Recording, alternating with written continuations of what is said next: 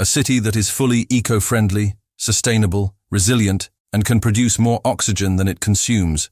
A real green paradise where people live in harmony with nature and all their needs are met while preserving biodiversity.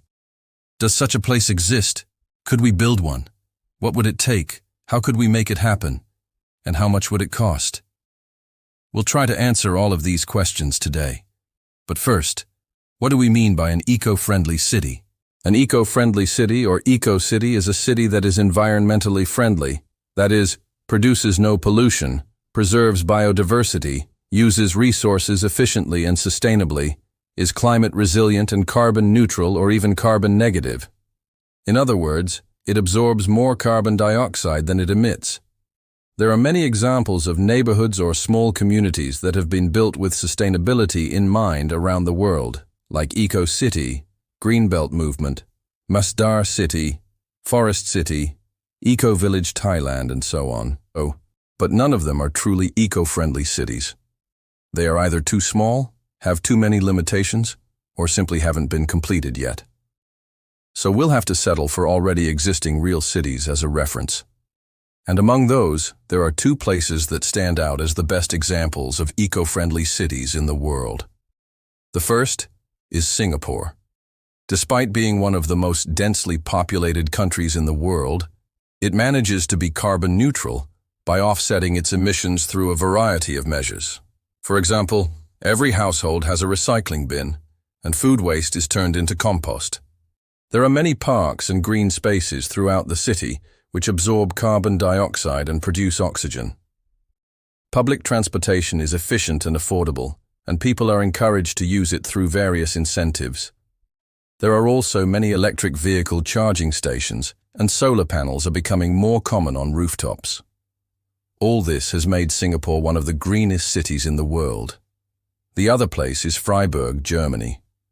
This city is famous for being an early adopter of renewable energy, especially solar power.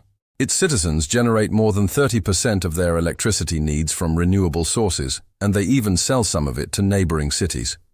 Freiburg also has a strong focus on public transportation, with a great network of trams, buses and trains that connect the city and its suburbs. Another thing that makes Freiburg a great example is its commitment to reducing energy consumption through measures such as building insulation and smart lighting systems. Now let's look at some of the key features that make these cities eco-friendly and see how we could implement them in a new city.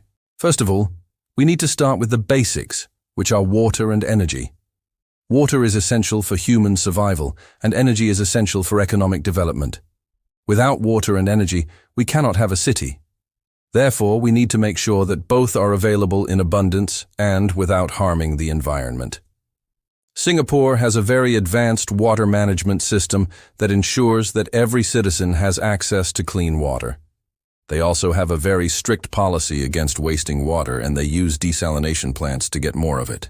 For a new city, we could implement a similar system, but also add some innovative solutions, such as rainwater harvesting, which can provide a cheap and sustainable source of water for non-potable uses such as irrigation or industrial processes. Rainwater harvesting involves collecting and storing rainwater from rooftops, roads, and other surfaces using a network of pipes and tanks. The water is then treated and distributed to different parts of the city where it is needed.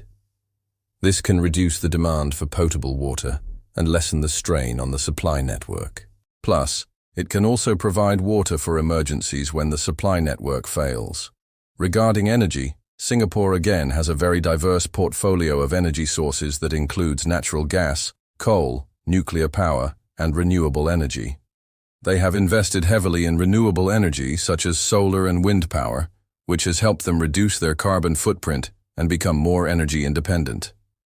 A new city could learn from this model by adopting a similar energy mix and investing in smart grids, which are networks that use digital technologies to manage and distribute energy efficiently. Smart grids can integrate renewable energy sources such as solar and wind power, which are variable and intermittent. They can also store energy in batteries or other devices and send it to where it is needed at any time. This flexibility allows the grid to operate more efficiently and reliably and reduces the need for fossil fuels, which are polluting and unsustainable. Another important aspect of a new city would be mobility. We need to ensure that people can move around easily and quickly without causing pollution or noise. Public transportation is the best way to achieve this goal because it moves many people in one vehicle instead of having everyone drive alone in a car. Singapore has an excellent public transportation system that covers the entire country and connects the different cities and towns. They have invested heavily in infrastructure such as subways, buses, and trains, which has made it possible for millions of people to use public transportation daily. A new city could benefit from replicating this model by creating a comprehensive and integrated public transportation system that prioritizes walking, cycling, and public transit over private vehicles. This means building dedicated infrastructure for cyclists and pedestrians, as well as investing in high-quality public transportation options such as trams, subways, and buses. By prioritizing public transportation, we can reduce the number of cars on the road, which will result in less congestion, less pollution, and less noise. Economic development is another crucial factor for a new city. We need to make sure that the city can provide jobs and services for its citizens without degrading the environment or depleting resources. This means promoting green industries and businesses that use renewable energy sources, produce eco-friendly products and services, and respect environmental regulations. Singapore has achieved remarkable economic growth while maintaining a commitment to sustainability and innovation. They have attracted foreign investment and created many jobs in sectors such as technology, finance, and tourism. To replicate this success, a new city could focus on developing industries that are knowledge-based and value-added, such as technology, design, and innovation. These industries can generate high-quality jobs and contribute to economic growth without causing much pollution or resource depletion. Additionally, the city could offer incentives for businesses to adopt sustainable practices and invest in renewable energy sources. And finally, we come to the social aspect of a new city. We need to ensure that the city is inclusive, healthy, and safe for its citizens. This means providing access to quality education, healthcare, and housing, as well as promoting social cohesion and participation. Freiburg is an excellent example of a city that balances economic development with social equity and environmental protection. They have a strong emphasis on community involvement and participatory decision-making, which has resulted in a high level of social capital and trust among citizens. To replicate this model, a new city could implement policies that promote social inclusion and equity, such as affordable housing, universal healthcare, and quality education for all residents. It could also invest in public spaces and facilities that encourage social interaction and community building, such as parks, libraries, and community centers.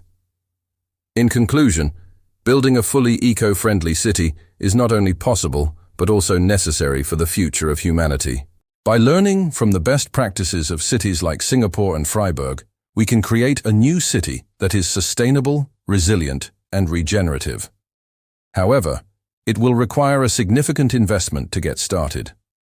According to the UN, it costs about $100,000 per hectare to build a sustainable city. So for a medium-sized city of 100 hectares, it would cost about $1 million. Of course, this is just an estimate, and the actual cost would depend on many factors such as the location, size, and complexity of the project, as well as the availability of resources and financing. Personally, I think it's worth investing in such a project because the benefits would be enormous. Not only would we have a city that doesn't harm the planet, but also one that is healthier, happier, and more prosperous for its inhabitants. We would also have a model for other cities to follow and inspire other countries to do the same. We can't keep living like this anymore, destroying forests, polluting rivers, burning fossil fuels, and wasting resources. We need to change course and start building a better future for ourselves and for the generations to come. And this is just one example of how we can do it. Thank you for watching this video. If you liked it, please share it with your friends and family and subscribe for more content. Until next time.